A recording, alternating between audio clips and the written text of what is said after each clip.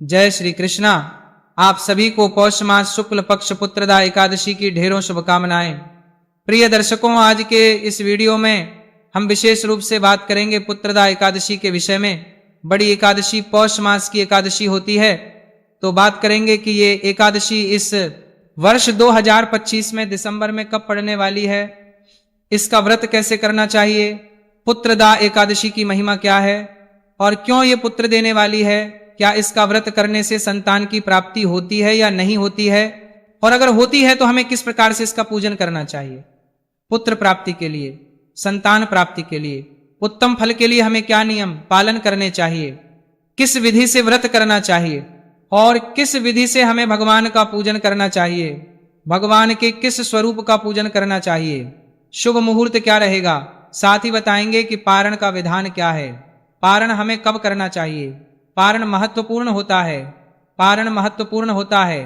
शास्त्र कहते हैं कि जब आप एकादशी के व्रत का पारण नहीं करते हैं तो आपको केवल पुण्य फल के रूप में 30% फल ही प्राप्त होता है, 70% फल आपका व्यर्थ चला जाता है। इसीलिए पारण महत्वपूर्ण होता है, पारण अवश्य ही करना चाहिए। तो कब करना है, क्या विधि है, क्या नियम है, इस प्रकार से संपूर्ण जानकारी आने वाली पुत्रदा एकादशी के विषय में आपको प्रदान की जाएगी। इसकी डेट को लेके बड़ा असमंजस है, क्योंकि एकादशी तिथि का क्षय हो रहा है। एकादशी तिथि का क्षय हो जाने के कारण ये आसान नहीं है निर्धारण कर पाना कि व्रत कब करना है। तो शास्त्रीय विधि से आपको संपूर्ण जानकारी प्रदान की जाएगी कि शास्त्र क्या कहते हैं, नियम क्या कहते हैं, पंचांग क्या कहता है। आइए जानकारी आरंभ करते हैं। आपसे निवेदन है कि वीडियो यदि थोड़ा सा भी लगे तो एक बार लाइक अवश्य कर दीजिएगा, और भगवान वासुदेव की कृपा प्राप्त करने के लिए, अपने व्रत की सफलता के लिए कमेंट बॉक्स में अवश्य लिखिएगा जय श्री हरि या ओम नमो भगवते वासुदेवाय। भगवान श्री हरि के आशीर्वाद से आपकी मनोकामना अवश्य पूर्ण होगी। आप देख रहे हैं उमा महेश टीवी, ज्योतिष संस्थान का प्रतिष्ठित YouTube channel Uma Mahesh TV धार्मिक। हम यहाँ पर सभी व्रत और त्योहारों की सही शास्त्रीय जानकारी प्रदान करते हैं, ज्योतिष शास्त्र और के आधार पर आपको बताते हैं कौन सी तिथि कब है, व्रत आदि कब करना है, क्या विधि है, क्या नियम है और क्या गलती नहीं करनी है। यदि आप सभी व्रत और त्योहारों की सही शास्त्रीय जानकारी पाते रहना चाहते हैं तो कृपया चैनल को सब्सक्राइब कीजिए और बेल आइकॉन को प्रेस कीजिए। जब आप सब्सक्राइब का बटन दबाएंगे तो वहां एक घंटी का निशान बना हुआ आएगा, उसको अवश्य दबाइएगा, तभी आपको हमारे सारे वीडियो प्राप्त होंगे, अन्यथा आपसे जानकारी छूट जाएगी। आइए प्रिय दर्शकों, जानकारी आरंभ करते हैं और बात करते हैं आने वाली पुत्र द एकादशी। प्रिय भक्तों, एकादशी मनुष्य की सभी मनोकामनाओं को पूरा करने वाली होती है। एकादशी का व्रत जिस इच्छा की पूर्ति के लिए किया जाए, भगवान श्री हरि विष्णु के आशीर्वाद से वह अवश्य पूरी हो जाती है, ऐसी मान्यता है। और शास्त्रों में एकादशी व्रत का प्रभाव बहुत अधिक कहा गया है। शास्त्र कहते हैं कि व्रतों में एकादशी जो है वो राजा है, अर्थात सबसे श्रेष्ठ व्रत कहा गया है। सभी एकादशी की व्रत की विधि जो है भिन्न भिन्न होती है, सभी के स्नान की विधि में भी थोड़ा अंतर होता है और पारण की विधि में भी अंतर होता है। इसीलिए आपको सावधानी पूर्वक एकादशी का व्रत करना चाहिए। एकादशी का व्रत जितना अधिक पुण्यदायी होता है उतना ही अधिक चैलेंज से अभिप्राय है कि उतना ही अधिक कठिन भी होता है। इसके जो नियम हैं वो बड़े कठिन कहे गए हैं शास्त्रों में, और यदि एकादशी के व्रत को नियमों के अनुसार ना किया जाए तो उसका पुण्य फल प्राप्त नहीं हो जाता है, वह क्षीण हो जाता है। इसीलिए एकादशी के व्रत को करना चाहिए, लेकिन सावधानी से और नियमों का पालन करते हुए करना चाहिए। आज हम बात कर रहे हैं पुत्रदा एकादशी में, जैसा कि नाम से ही ज्ञात होता है, यह संतान देने वाली है। और संतान में भी यदि किसी को पुत्र की कामना है तो यह पुत्र देने वाली है, और यह है कि यह पुत्र के रूप में संतान आपको प्रदान करती है।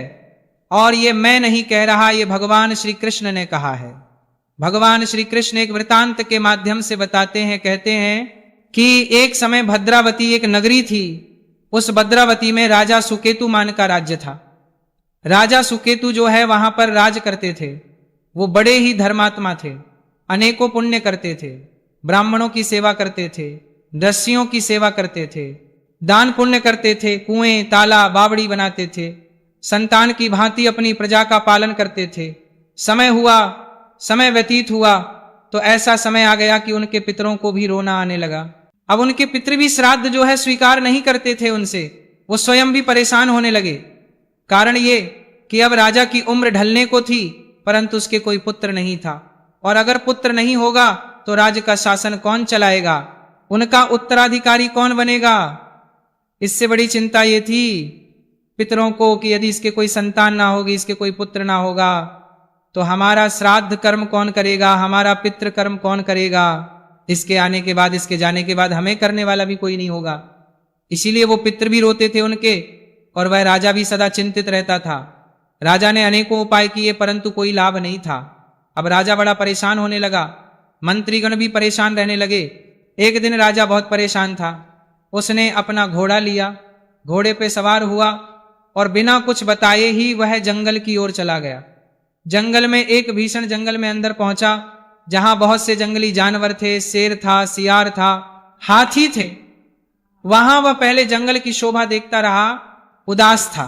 देख देखते उसको दोपहर हुई तो प्यास लगी तो वो जल की खोज में नजदीक में ही दिखाई दे रहे एक जलाशय के पास पहुंचा। वहां पहुंच के वो देखता है कि वहां दस्युओं के कुछ सुंदर सुंदर आश्रम हैं और उनमें कुछ विशेष रस्य गण जो हैं कुछ पूजा पाठ कर रहे हैं। अतः वो राजा वहां पहुंचा, उसने सबको प्रणाम किया। उन्होंने कहा कि आप इस घने जंगल में क्या कर रहे हैं और आप कौन हैं? तो उन्होंने कहा कि राजन, हम विश्वदेव हैं और स्नान करने के लिए यहाँ आए हैं। माघ निकट आया है, आज से 5वें दिन माघ का स्नान आरंभ हो जाएगा, तो इसी कारण से आज हम पुत्रदा एकादशी का व्रत कर रहे हैं। जो व्रत करने वालों को पुत्र देती है, उनकी मनोकामनाओं को पूर्ण करती है, और उसके बाद माघ स्नान करके फिर हम अपने लोक को वापस चले जाएंगे।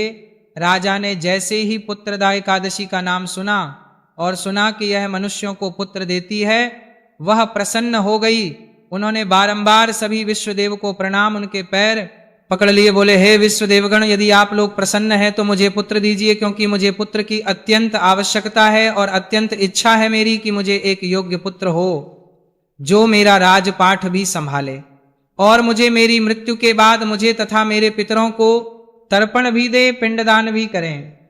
सभी विश्वदेवों ने कहा कि हे राजन, तुम चिंतित क्यों होते हो, अवश्य ही तुम्हें संतान की प्राप्ति होगी। आज ही पुत्रदा एकादशी है, आज इसका हमारी बताई हुई विधि से व्रत करो और कल इसका पारण करना, इससे तुम्हें संतान निश्चित रूप से पुत्र के रूप में प्राप्त होगी। राजकृष्ण कहते हैं कि इस प्रकार उन मुनियों के कहने से राजा ने उस उत्तम व्रत का पालन किया और महर्षियों के उपदेश के अनुसार ही विधि पूर्वक पुत्रदा एकादशी का अनुष्ठान किया। फिर द्वादशी को पारण करके मुनियों के चरणों में बारंबार मस्तक झुका।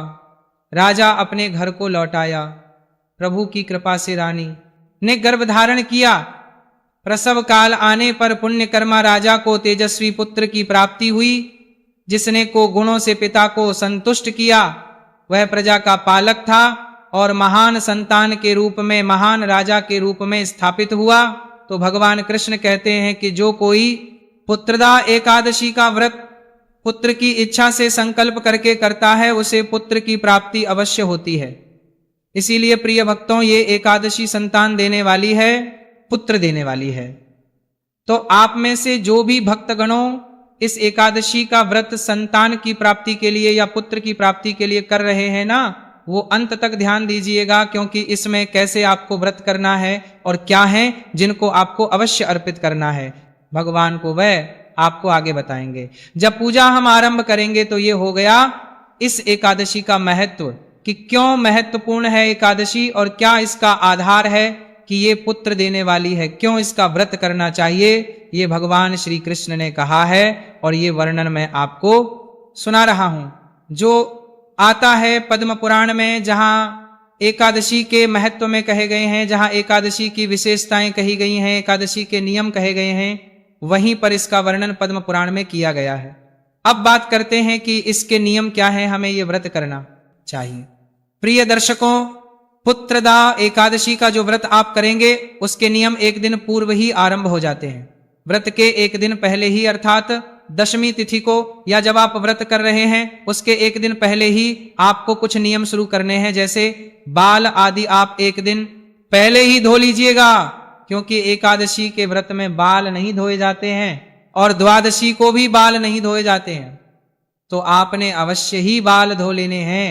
दशमी तिथि को व्रत के एक दिन पहले ही ब्रह्मचर्य धारण कर लेना है, क्योंकि ये एकादशी का व्रत जो है त्रिदिवसीय अनुष्ठान होता है, जो दशमी तिथि से नियम पालन करते हुए शुरू करते हैं। हम एकादशी को हम इसका व्रत करते हैं और द्वादशी को पालन करते हैं, और तब तक हमें ब्रह्मचर्य का पालन करना होता है, शुद्धि का पालन करना होता है। कुछ वस्तुओं का त्याग कहा गया है व्रत के एक दिन पहले ही, जैसे लहसुन प्याज आदि का त्याग एक दिन पहले ही हमें कर देना चाहिए। कुछ वक्त ऐसे भी होते हैं जो मांस मदिरा का सेवन करते हैं पर एकादशी का व्रत भी करते हैं, तो उन्हें मांस मदिरा का एक दिन पहले ही बंद कर देना चाहिए।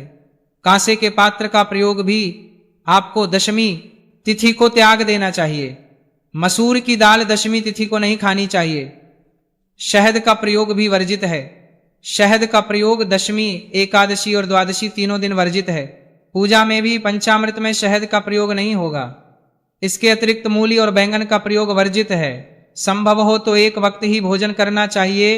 व्रत के एक दिन पहले भी रात्रि को नहीं लेना चाहिए।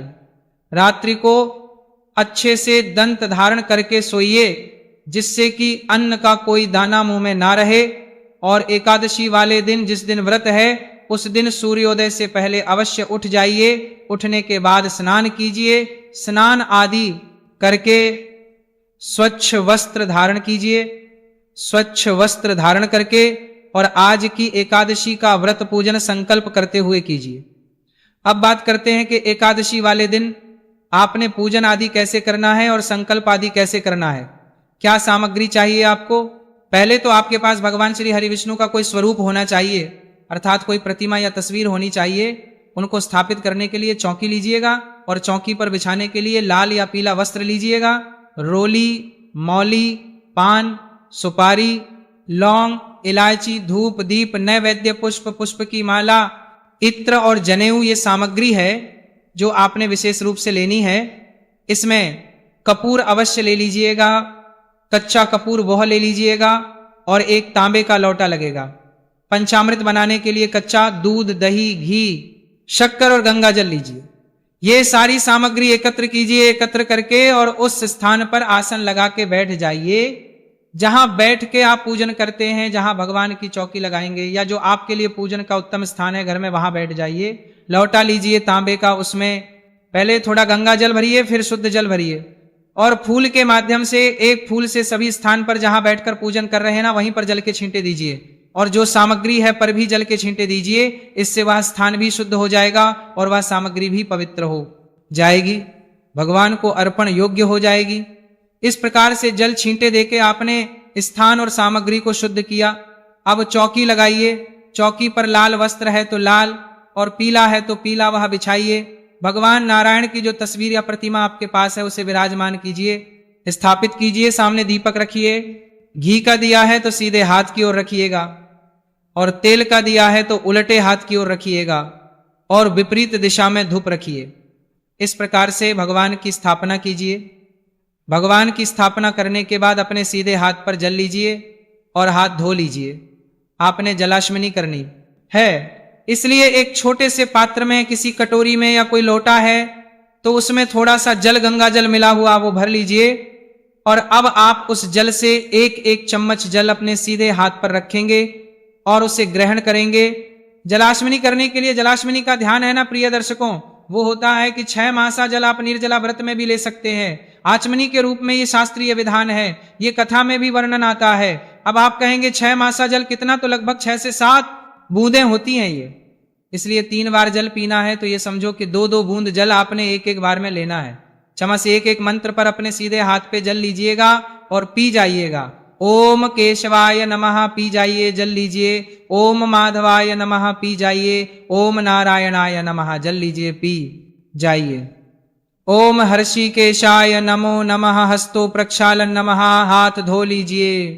हाथ धो के मौली बांधिए, अपने आप को तिलक कीजिए और परिवार के लोग यदि बैठकर पूजन कर रहे हैं तो उन्हें भी तिलक कीजिए और मौली बांधिए।